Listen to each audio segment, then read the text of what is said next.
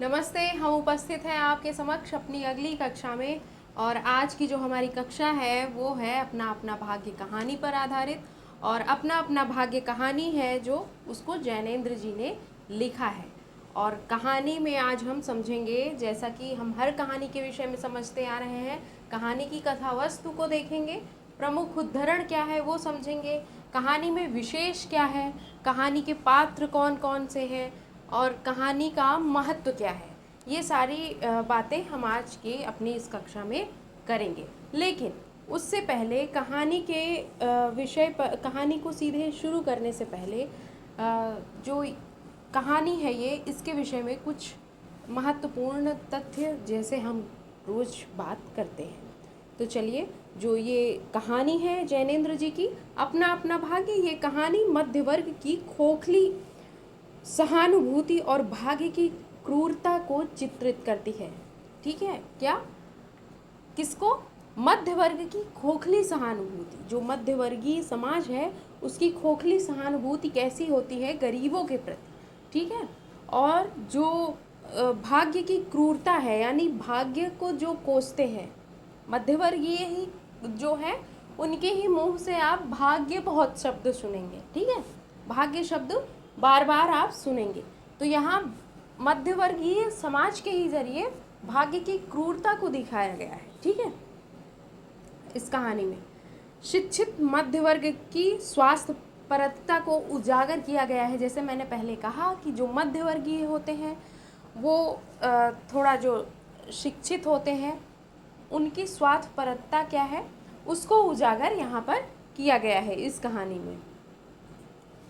और जो ये कहानी है इसमें सामाजिक भेदभाव को दिखाया गया है, पराधीनता को दिखाया गया है। पराधीनता का मैं नाम क्यों ले रही हूँ?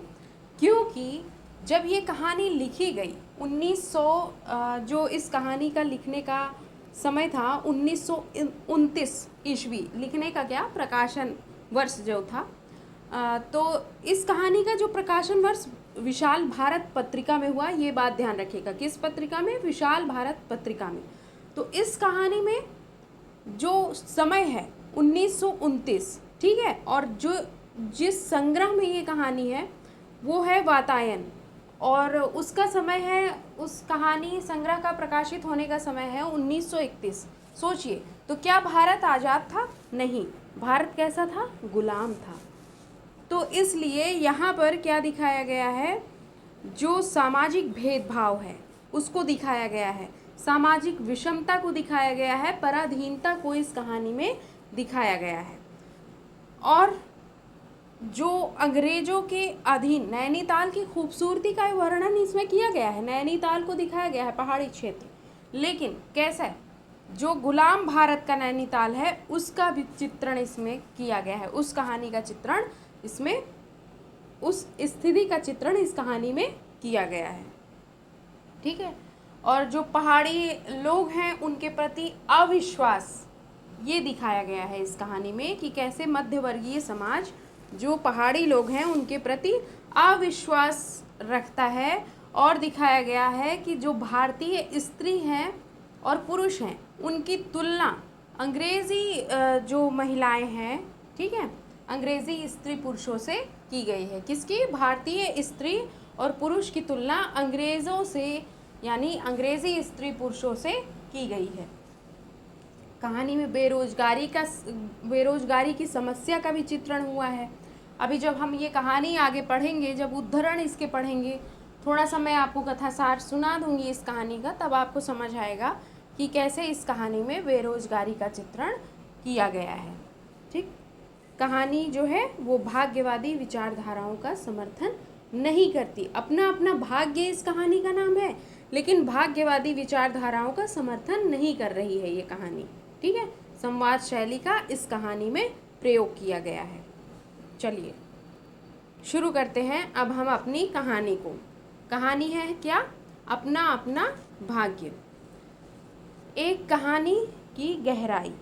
जैनेंद्र कुमार की कहानी अपना अपना भाग्य एक सशक्त सामाजिक दस्तावेज है जो गुलाम भारत की 20वीं शताब्दी में नैनीताल के, अब देख लिए मैंने आपसे कहा था ना कि नैनीताल का दिखाया गया है परिवेश, नैनीताल की सुंदरता को भी दिखाया गया है इसमें, लेकिन कैसे, गुलाम भारत की। ठीक है, तो गुलाम भारत की 20वीं शताब्दी में नैनीताल के परिवेश में अंग्रेजों और भारतीयों के बीच की घातक असमानता को चित्रित करता है। यह कहानी न केवल भाग्य की क्रूरता की खुलासा करती है, बल्कि मध्यम वर्गीय परिवार की जो स्वास्थ्यपरता है और विषमता है उसको भी उजागर करती है। चलिए अगला हम देखते हैं पृष्ठ। कहानी का महत्व। कहानी का महत्व क्या है? प्रकाशन कहानी का कब हुआ? 1929 ईस्वी में विशाल भारत पत्रिका में कहानी का प्रकाशन हुआ। संग्रह 1931 में वातायन, मैंने बताया था कि वातायन संग्रह जो 1931 में प्रकाशित हुआ उसमें ये कहानी संकलित है। शैली कैसी है? तो संवाद शैली का प्रयोग हुआ है कहानी में और विचार प्रधान कहानी है आपकी। महत्व, गुलाम भारत की स्थिति और असमानता पर प्रकाश डालती है ये कहानी। तो ये कहानी का महत्व है कि गुलाम भारत की स्थिति और असमानता पर प्रकाश डालती है। चलिए, पात्र और प्रमुख उद्धरण इसके क्या है? तो मुख्य पात्र हैं इस कहानी के, मुख्य पात्र हैं एक पहाड़ी लड़का जो 10 वर्ष का है, एक लेखक जो कथावाचक हैं जो ये कहानी कह रहे हैं, और लेखक का मित्र। ये 3 प्रमुख पात्र हैं, बाकी 2 गौड़ पात्र आते हैं इसमें, 2 वकील आते हैं और एक लड़का, इसी 10 वर्ष के लड़के का दोस्त जिसकी मृत्यु होती है। इन पात्रों के माध्यम से कहानी भारतीय और अंग्रेज समाज के बीच की तीखी तुलना प्रस्तुत करती है। किसकी? भारतीय समाज और अंग्रेज समाज के बीच की तीखी तुलना प्रस्तुत करती है। कहानी में प्रमुख उद्धरण देखिए। कहानी में कई प्रभावशाली उद्धरण हैं जो भारतीय और अंग्रेज समाज के बीच की खाई को उजागर करते हैं। उदाहरण के लिए, अंग्रेज रमणियाँ थी, अभी ये जो धीरे धीरे नहीं तेज तेज चलती थी, या फिर हमारी भारत की कुल लक्ष्मी सड़क के बिल्कुल किनारे दामन बचाती और संभालती हुई साड़ी की कई तहों में सिमटकर लोकलाज, स्त्रीत्व और भारतीय गरिमा के आदर्श को अपने परिवेशनों में छिपाकर सहमी सहमी धरती में आंख गाड़े कदम बढ़ा रही थीं।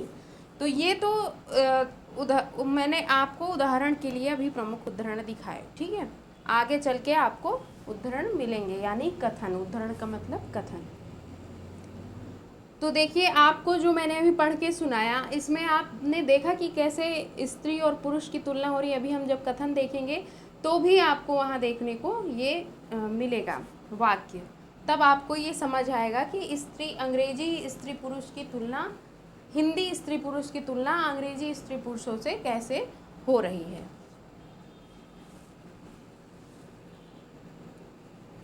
अब कहानी का पहले कथा सार सुन लीजिए और एक पहाड़ी लड़के की कहानी फिलहाल आपको इसी में समझ आ जाएगा कथन में। विकट वर्तमान। कहानी में एक पहाड़ी लड़का होता है जिसकी जीवन कथा बेहद विषम और कष्टपूर्ण है। वह अपने घर से भाग आया क्योंकि उसके पास भूख थी और रोटी नहीं थी।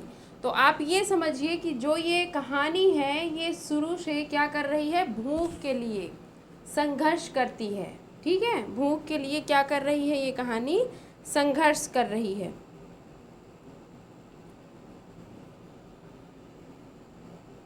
और उसकी माता रोती रहती थी। असहाय स्थिति। लड़के की स्थिति अत्यंत दयनीय है।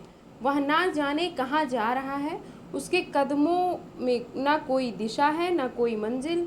वह अपने विकट वर्तमान से बचकर आया है, लेकिन उसकी स्थिति अभी भी बेहद कठिन है। सामाजिक बहिष्कार। देखिए, कहानी में एक वकील का यह कहना है कि ये पहाड़ी बच्चे शैतान होते हैं। बच्चे में गुल छिपे रहते हैं। यह पहाड़ी लोगों के प्रति मौजूद सामाजिक पूर्वाग्रह और भेदभाव को दर्शाता है।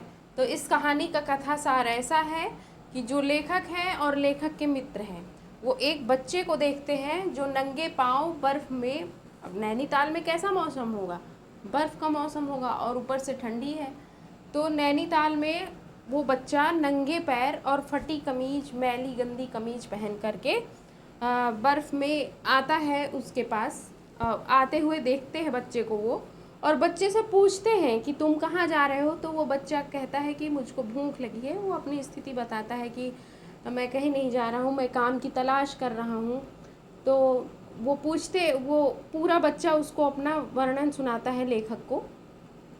तो लेखक को वो बताता है कि मेरा एक मित्र था, वो काम करता था लेकिन मेरे मालिक के मारने से वो मर गया, मैं घर छोड़ के आया हूँ और काम भी अब मैंने छोड़ दिया। तो बताता है, तो लेखक पूछता है कि आपने घर क्यों छोड़ा, तो बच्चा बताता है कि मेरे पिता मुझको, मतलब सब भाई बहन हैं हमारे और मेरी माता जी भी हैं और हमारे पास खाने को कुछ नहीं है और पिताजी हमारे कुछ नहीं करते और वो बच्चों को बहुत मारते हैं, तो मैं इसी डर से भाग आया घर से। तो लेखक सोचते हैं कि चलो इसको अपने मित्रों के पास ले चले जो वकील होते हैं, उनके पास ले चले और कुछ काम दिला दिया जाए। लेखक लेकर जाते हैं लेकिन वो कहते हैं कि मेरे पास काम नहीं है, ऊपर से मैंने आपको बताया कि वकील बोलते हैं कि ये बच्चे जो हैं पहाड़ी ये बड़े बदमाश होते हैं।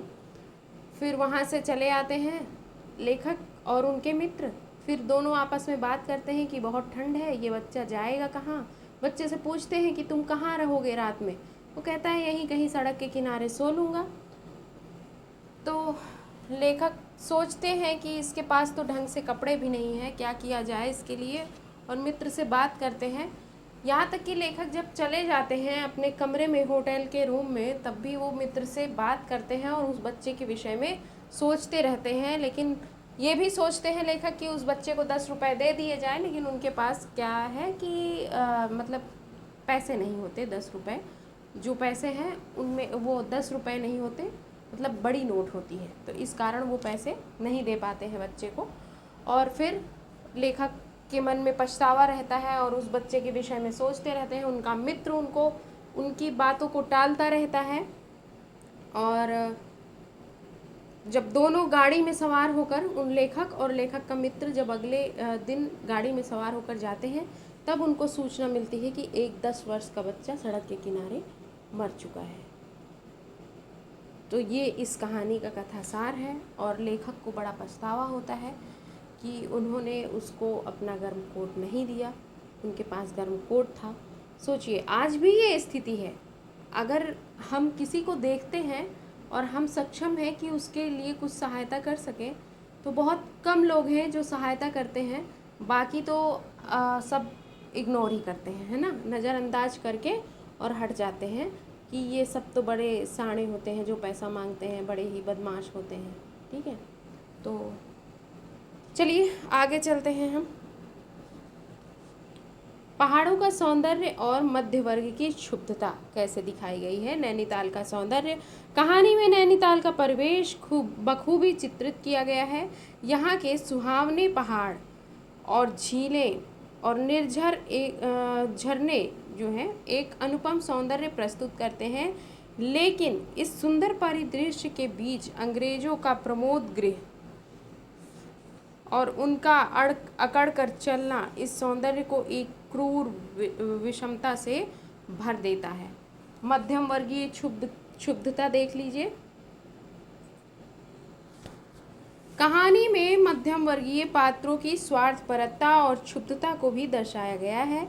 जब लेखक अपने मित्रों से पहाड़ी लड़के के लिए मदद मांगता है तो मित्र का उत्तर है भयानक शीत है, उसके पास बहुत कम कपड़े हैं, यह संसार है यार, चलो पहले बिस्तर में गर्म हो लो फिर और किसी की चिंता करना। यह मध्यम वर्गीय परिवार की या मध्य वर्गीय मनोवृत्ति की निर्दयता को प्रकट करता है।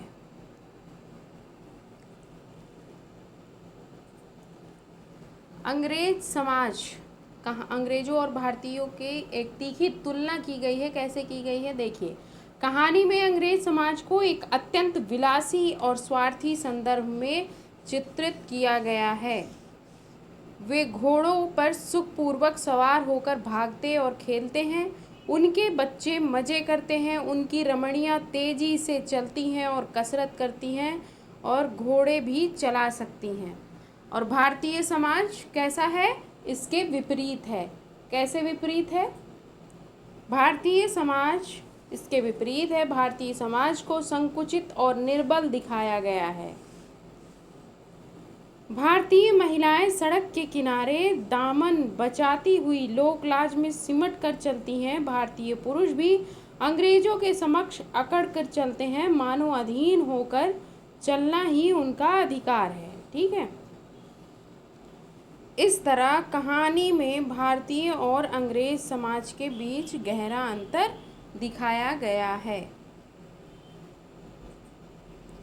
भाग्य की क्रूरता। कहानी में पहाड़ी लड़के की दयनीय स्थिति के माध्यम से भाग्य की क्रूरता को दर्शाया गया है। वह अपने घर से भाग आया, लेकिन उसकी बदहाली कभी भी कम नहीं होती।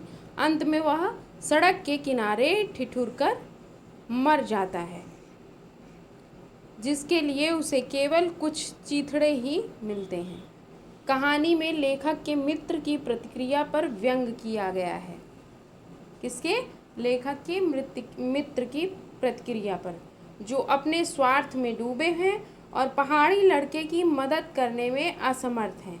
यह मध्यम वर्गीय समाज की स्वार्थपरता और कृपणता को उजागर करता है। असमानता की पोल। कहानी में समग्र रूप से अंग्रेजों और भारतीयों के बीच मौजूद बुनियादी असमानता और विषमता को प्रकट करती है। यह न केवल आर्थिक बल्कि सामाजिक और सांस्कृतिक स्तरों पर भी मौजूद है। कहानी की विशेषताएं देख लीजिए। आपको एक बार पहले भी दिखा दिया गया, अब इसको जो है आप उधर टॉपिक से दिखाया गया था, इधर क्या है, व्याख्या दी गई है विषयों की। ठीक है, तथ्यों की। विचार प्रधान कहानी। यह एक विचार प्रधान कहानी है जो सामाजिक विषमताओं और भाग्य की क्रूरता पर बहुत गहराई से विचार करती है। यह भारतीय और अंग्रेज समाज के बीच अंतर को उजागर करने में सफल है। कहानी में संवाद शैली का सशक्त प्रयोग किया गया है। किसका? संवाद शैली का। ध्यान रखिएगा, जो पात्रों के चरित्र और मनोदशा को उभारने में मदद करता है। इससे कहानी की गतिशीलता और तीव्रता से बढ़ जाती है। पहाड़ी सौंदर्य। कहानी नैनीताल के पहाड़ों के सौंदर्य की खूबसूरत चित्रण करती है। यह सौंदर्य कहानी की पृष्ठभूमि को समृद्ध करता है और इसके साथ गुलाम भारत की विषमताओं को भी उजागर करता है। अब ये प्रमुख उद्धरण है। प्रमुख उद्धरण जानने से पहले हम एक विषय समझेंगे कि जो कहानी है हमारी, इस कहानी में दो मुख्य स्थान दिखाए गए हैं। मैंने आपको बताया है, एक तो आपको दिखाया गया है नैनीताल, ठीक है, और एक दूसरा दिखाया गया है नैनीताल का होटल है, होटल डी पब, जहाँ लेखक और उनके मित्र रहते हैं। ठीक है, तो कहानी में दो स्थान ध्यान रखिएगा, होटल डी पब और नैनीताल। अब देखिए प्रमुख उद्धरण। पीछे हमारे पोलो वाला मैदान फैला था, सामने अंग्रेजों का एक प्रमोद गृह था जहाँ सुहावना रसीला बाजा बज रहा था और पास में था वही सुरम्य अनुपम नैनीताल। नैनीताल की संध्या धीरे धीरे उतर रही थी। अधिकार गर्व में तने अंग्रेज उसमें थे और चीथड़ों से सजे घोड़ों की बाग थामे वे पहाड़ी में थे, जिन्होंने अपनी प्रतिष्ठा और सम्मान को कुचलकर शून्य बना दिया और जो बड़ी तत्परता से दुम हिलाना सीख गए। भारतीयों के विषय में कहा जा रहा है, अंग्रेज पिता थे जो अपने बच्चों के साथ भाग रहे थे, हंस रहे थे, खेल रहे थे। उधर भारतीय पितृदेव भी थे जो बुजुर्गों को अपने चारों तरफ लपेटे धन संपन्नता के लक्षणों का प्रदर्शन करते हुए चल रहे थे। अंग्रेज रमणियाँ थीं जो धीरे धीरे नहीं चलती थी, तेज चलती थी। उन्हें न चलने में थकावट आती थी, न हंसने में मौत आती थी। कसरत के नाम पर घोड़ों पर भी बैठ सकती थी और घोड़ों के साथ साथ ही जरा जी होते ही किसी किसी हिंदुस्तानी पर कोड़े भी